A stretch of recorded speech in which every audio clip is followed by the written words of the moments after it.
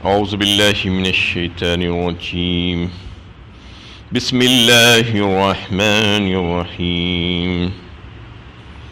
ثم افیضوا من حیث افاض الناس واستغفروا اللہ ان اللہ غفور رحیم۔ اور تم بھی اسی مقام سے پلٹو جس مقام سے سب لوگ پلٹتے ہیں، اور اللہ سے معافی طلب کرو، بے شک اللہ معاف کرنے والا رحم فرمانے والا ہے۔ یہ سورہ بقرہ کی 199 نمبر کی آیت ہے۔ اس سے پہلے سے بھی حج کے احکامات بیان ہو رہے تھے، اور ایام جاہلیت میں عرب میں جو طور طریقے اختیار کیے ہوئے تھے عبادات کے متعلق اور حج کے متعلق، جو رسومات اور جو بےہودگیاں وہ کرتے تھے، اس کا تذکرہ آ رہا تھا۔ اس آیت میں بھی اللہ تعالیٰ نے اس کی ایک چیز کی طرف توجہ دلائی ہے، وہ یہ کہ قریش کے عرب جو تھے وہ بیت اللہ کے مجاور اور محافظ تھے۔ ان کا اقتدار مسلم تھا سارے عرب کے سامنے، اور ان کی ایک الگ سے امتیازی حیثیت تھی۔ تو اس وجہ سے وہ لوگ یہ کرتے تھے کہ حج کے موقع پر سب لوگ عرفات تک جاتے، لیکن وہ لوگ عرفات کو نہیں جاتے بلکہ مزدلفہ میں ہی ٹھہر جاتے، اور بہانہ یہ بناتے کہ ہم چونکہ بیت اللہ اور حرم کے مجاور اور محافظ ہیں، ہم وہاں تک نہیں جا سکتے، عرفات تک ہمارے لیے یہ ممکن نہیں ہے۔ یہ اس وجہ سے کہتے کہ میدان عرفات حدود حرم سے باہر ہے اور مزدلفہ حدود حرم کے اندر ہے، تو چونکہ ہم اس کے مجاور ہیں اس لیے ہمارا وہاں تک جانا اس شان کے خلاف ہے، یہ کہہ کر یہاں پر رک جاتے ہیں۔ یہ در حقیقت وہ اپنے امتیاز کو بتانا چاہتے تھے، اپنا فخر اور غرور جتانے کی خاطر ایسا کرتے تھے، جبکہ وہی طریقہ عرفات تک جانا اور وقوف عرفات حضرت ابراہیم علیہ السلام کے دور سے چلا آ رہا تھا۔ تو اس آیت میں اللہ تعالیٰ نے لوگوں کو منع کیا کہ تم ایسا نہیں کرنا، بلکہ لوگ جہاں تک جاتے ہیں وہاں تک جانا، اور پھر وہاں سے لوٹ کر آنا یہاں کہا گیا ہے، یعنی اسی مقام تک جانا۔ مطلب یہ ہے کہ عرفات کا ذکر یہاں پہ نہیں آیا، لیکن یہ بات واضح ہوتی ہے احادیث سے کہ اس میں تذکرہ عرفات ہی کا ہے، تو وہاں تک جانا اور پھر وہاں سے واپس لوٹ کر آنا۔ اس میں یہ سبق دینا تھا کہ کوئی چھوٹا یا بڑا نہیں ہوتا، کوئی امیر یا غریب نہیں ہے، اور کوئی عالم یا جاہل، سب برابر ہے اسلام کی نظر میں، اللہ کی نظر میں۔ یہ سبق اس میں دیا جا رہا ہے، مساوات کا سبق، اور خاص طور پر حج کے موقع پر تو اللہ تعالیٰ نے سب کے لیے ایک ہی کپڑا پہننا رکھ دیا ہے، اور سارے لوگوں کے لیے وہی عمل، وہی مناسک رکھ دیے ہیں، وہی طریقہ رکھ دیا ہے۔ بس چاہیے کہ سب کے سب اسی کے مطابق عمل کرنے کی کوشش کریں۔ خطبہ حجۃ الوداع کے موقع پر حضور صلی اللہ علیہ وسلم نے جو خطبہ ارشاد فرمایا تھا، اس میں بھی آپ صلی اللہ علیہ وسلم نے یہی بات فرمائی تھی کہ کوئی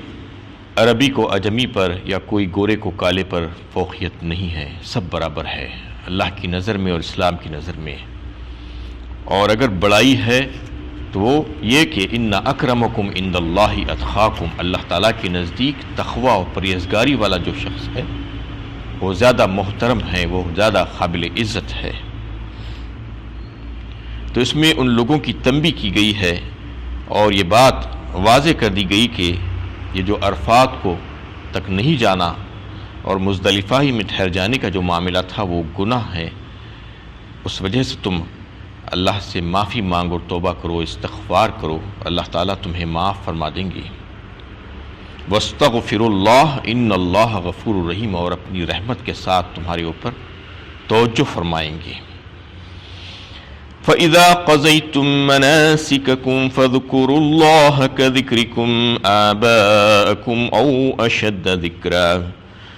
فَمِنَ النَّاسِ مَن يَقُولُ رَبَّنَا آتِنَا فِي الدُّنْيَا وَمَا لَهُ فِي الْآخِرَةِ مِنْ خَلَاقٍ۔ پھر جب تم حج کے مناسک ادا کر چکو تو اللہ کا ذکر کرو جس طرح اپنے باپ دادا کا ذکر کرتے تھے، بلکہ اس سے بھی بڑھ کر۔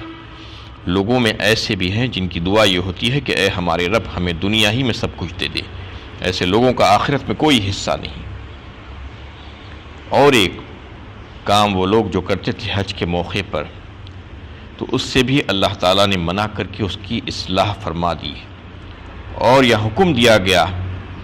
کہ جب تم حج کے تمام مناسک ادا کر چکو تو پھر اللہ کا ذکر خوب کرو جس طرح تم اپنے باپ دادا کا ذکر کرتے تھے، بلکہ اس سے بھی زیادہ بڑھ کر۔ اس کا مطلب یہ تھا کہ جب حاجی اس دور میں حج کرتے تو یعنی عرفات اور مزدلفہ قربانی اور طواف وغیرہ سے فارغ ہونے کے بعد پھر سے مینا میں جب خیام ہوتا ہے تو خیام کے دوران یہ کرتے تھے کہ مشاعرے منعقد کرتے، اس کی محفلیں منعقد ہوتی اور اس میں خوب بڑھ چڑھ کر لوگ حصہ لیتے اور شعر و شاعری اور قصیدے بیان کرتے، اپنے باپ دادا کی بڑائیاں بیان کرتے، ان کے کارناموں کو بیان کیا جاتا تھا۔ اللہ تعالیٰ اس میں منع کیے ہیں اور کہا گیا ہے کہ تم اللہ تعالیٰ کا ذکر کرو، کیونکہ وہ محفلیں میں اللہ کے ذکر سے خالی ہوتی تھی اکثر محفلیں۔ اس میں اللہ تعالیٰ یہ ہدایت دے رہے ہیں کہ تم اللہ تعالیٰ کا ذکر کرو، نہ کہ ان لوگوں کا ذکر، کیونکہ ان کے جھوٹی سچی مفاخر اور ان کے کارنامے انجام بیان کرنے سے تم کو کچھ فائدہ ہونے والا نہیں ہے۔ تمہیں چاہیے کہ ایسے موقع پر جو بڑے مبارک ایام ہیں اور بڑی مقدس سرزمین پر تم ہو اور ایک بہترین عبادت میں تم لگے ہوئے ہو، تو اس وقت تم اپنے باپ دادا کے کارنامے جو وہ انجام دیے تھے یا نہیں دیے تھے اس کا ذکر مت کرو، بلکہ یہاں پر اللہ کا ذکر کرنے کی کوشش کرو، زیادہ سے زیادہ اللہ کی عبادت و طاعت اور بندگی اور دعاؤں میں لگاؤ اپنے آپ کو، کیونکہ یہ موقع واپس پلٹ کر آنے والا نہیں ہے۔ اس موقع کو غنیمت جانو، کیونکہ یہ جو عبادت ہے، حج کی عبادت، یہ بہت بڑی مشقت والی عبادت ہے، یہ آسان عبادت نہیں ہے۔ اس کے لیے مال اور جان دونوں کو لگانا پڑتا ہے، جانی اور مالی عبادت کہا گیا ہے اس لیے اسی کو، کہ اس میں انسان کا لاکھوں روپیہ خرچ ہوتا ہے، اپنے اہل و عیال سے ایک لمبے عرصے تک اس کو دور رہنا پڑتا ہے، اپنی تجارت اور کام کاج سے دوری اختیار کرنی پڑتی ہے، تب کہیں جا کر یہ عبادت اس کو حاصل ہو سکتی ہے۔ اس وقت بھی بعض وقت ایسا ہوتا ہے کہ بڑے بڑے مجمع ہونے کی وجہ سے حادثات پیش آتے رہتے ہیں کہ پتہ نہیں کہ وہ زندہ بھی بچ سکے یا نہ بچ سکے، تو یہ ساری چیزیں وہاں پر ہونے کے بعد آپ یہ عبادت مکمل کر سکتے ہیں۔ تو اللہ تعالیٰ فرما رہے ہیں کہ ایسے موقع کو گنوانا نہیں چاہیے، بلکہ وہ موقعوں پر اللہ تعالیٰ کا ذکر و اذکار میں لگ کر اس سے فائدہ اٹھانا چاہیے تم کو۔ فَمِنَ النَّاسِ مَن يَقُولُ رَبَّنَا آتِنَا فِي الدُّنْيَا وَمَا لَهُ فِي الْآخِرَةِ مِنْ خَلَاقٍ۔ اور پھر فرمایا گیا کہ یہ تو کچھ لوگ تھے اور کچھ لوگ ایسے بھی ہوتے ہیں لوگوں میں سے جو اللہ کا ذکر اور اللہ سے دعائیں تو کرتے ہیں، لیکن وہ دعائیں ان کی تمام تر دنیا ہی کے لیے ہوتی ہیں، دنیا کی چاہت، دنیا کی عزت، دنیا کی دولت، دنیا کی راحت، دنیا کی لذتیں، سب کچھ یہیں کے لیے مانگتے ہیں، آخرت ان کے پیش نظر ہوتی ہی نہیں ہے۔ یعنی یہ جو حج کرتے ہیں ایسا دکھتا ہے کہ بالکل رسماً حج کے لیے آئے ہیں، یا دنیا کی وجاہت اور عزت حاصل کرنا اس کا مطلب ہے۔ اس طریقے سے وہ دنیا ہی کو مانگتے ہیں، دنیا ہی کی طلب کرتے ہیں، کاروبار کی ترقی، رزق میں کشادگی یا اور دنیا کی جو بھی چیزیں ہیں وہ مانگنے کی کوشش کرتے ہیں، آخرت کی فکر ان کو نہیں ہوتی۔ اس لیے اللہ تعالیٰ فرما رہے ہیں ایسے لوگوں کے لیے آخرت میں کوئی حصہ نہیں ہوتا جو آخرت کی طلب ہی نہیں کرتا، آخرت کی جو خواہش ہی نہیں رکھتا اور اس کی دعائیں اللہ تعالیٰ سے نہیں مانگتا۔ ایسے مبارک موقعوں پر بھی جو ہے وہ اپنا وقت ضائع کرتا ہے اور صرف دنیا ہی کی طلب اس کی دل میں ہوتی ہے اور وہی خواہش ہوتی ہے، وہی زبان سے نکلتی ہے.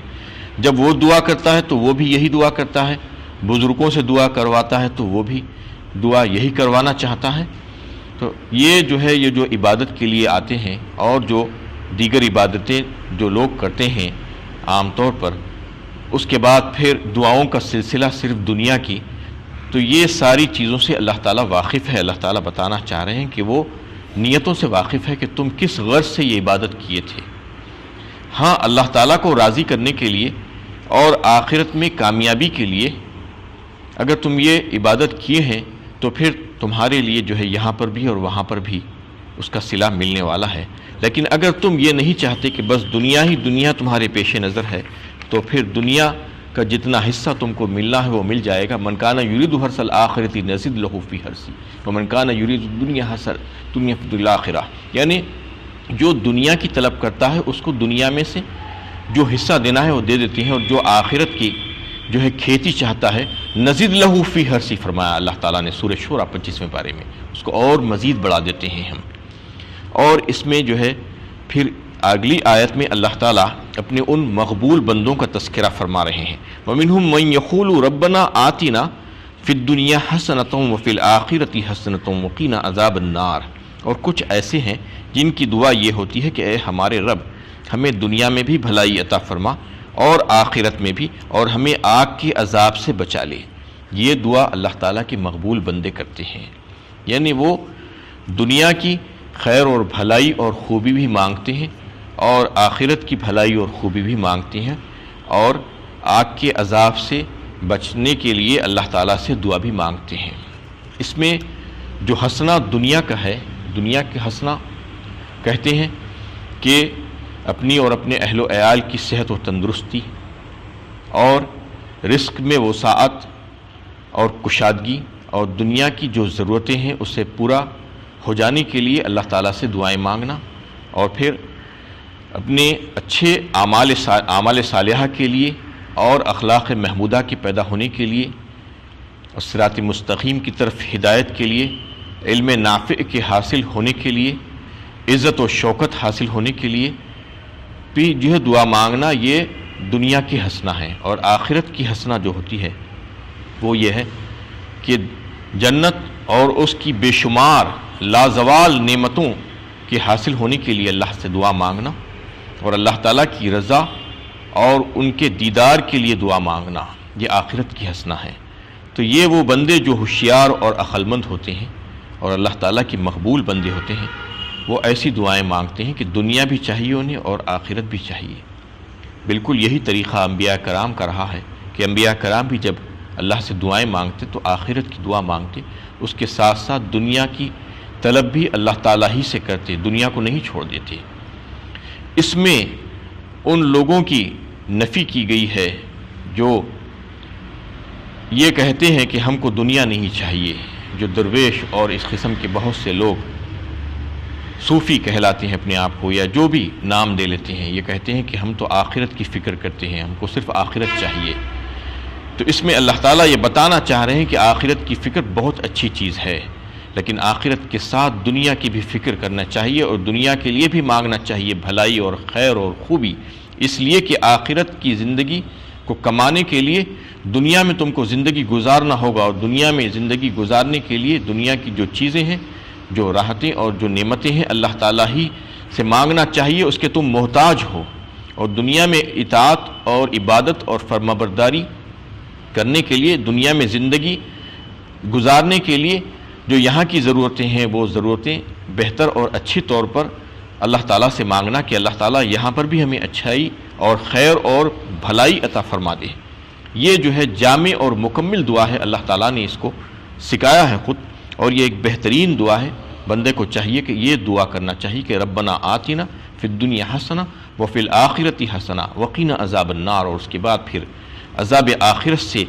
نجات کے لیے اللہ تعالیٰ سے دعائیں مانگنا. اولئک لہم نصیب مما کسبوا واللہ سریع الحساب، یہی لوگ ہیں جن کو ان کی کمائی کی بدولت حصہ ملے گا اور اللہ جلد حساب چکانے والا ہے. اس میں یہ بات واضح کر دی گئی کہ جو اللہ تعالیٰ سے خیر اور بھلائی مانگتے ہیں دنیا اور آخرت کے لیے، جیسا کہ ابھی ذکر کیا گیا اس دعا میں، تو پھر اللہ تعالیٰ ان کی دعاؤں کو قبول فرماتے ہیں اور ان کی دعا اور ان کی عبادتوں کا صلہ اور اس کا نتیجہ ان کو دنیا اور آخرت دونوں میں عطا فرماتے ہیں۔ اور یہ کب دیتے ہیں؟ اللہ تعالیٰ فرما رہے ہیں کہ واللہ سریع الحساب، اللہ تعالیٰ بہت تیز ہیں حساب لینے میں۔ کوئی یہ نہ سمجھے کہ کروڑوں اربوں کھربوں لوگ ہیں، کب حساب کتاب ہوگا، کب معلوم ہوگا، اللہ تعالیٰ کو نہیں۔ ان کے پاس کوئی پیمانوں کی ضرورت نہیں، کوئی کیلکولیشنز کی ضرورت نہیں، کوئی کمپیوٹرز کی ضرورت نہیں ہے، کوئی دیگر چیزوں کی ضرورت نہیں ہے۔ ان کو سب کچھ معلوم ہے اور وہ حساب کتاب لینے میں بڑے آسانی کے ساتھ لے لیتے ہیں اور بڑی